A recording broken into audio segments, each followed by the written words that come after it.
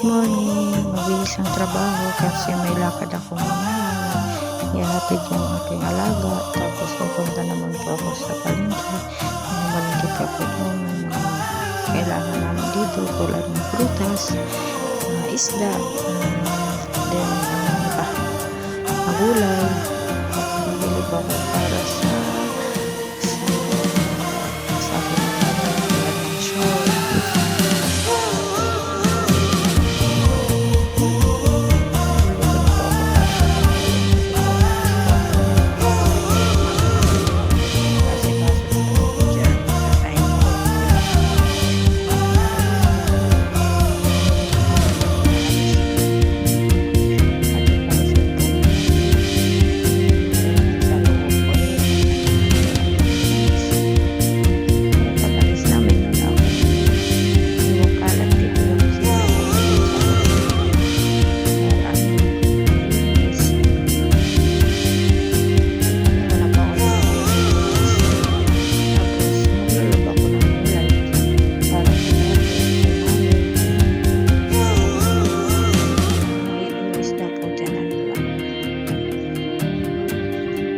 Wala lang makwento. Diyos ko, namakwento natin sa buhay.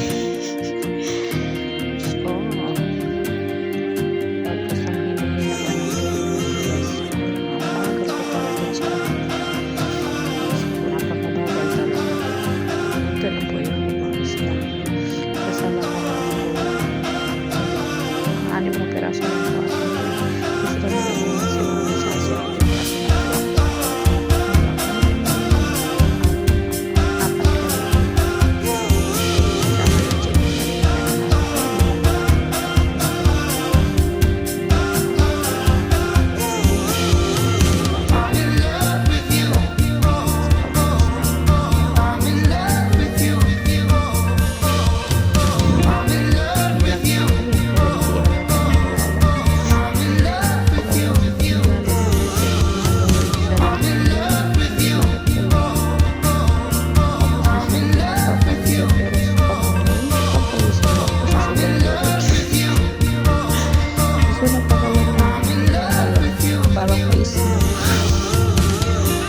Nasaan ba tayo?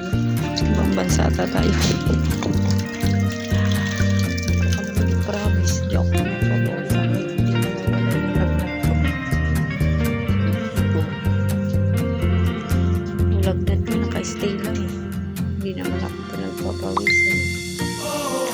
Pero ako gusto nyo din ako tuloy.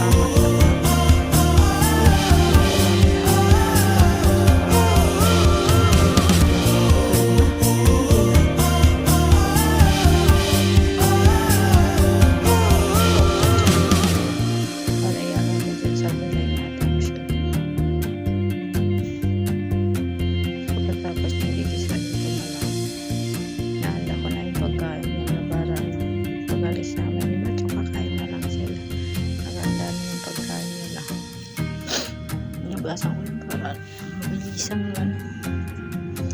Ayan. Ginigisa ko na po dyan yung ano, yung gulay niya. Tapos ihalo ko na yung lupa.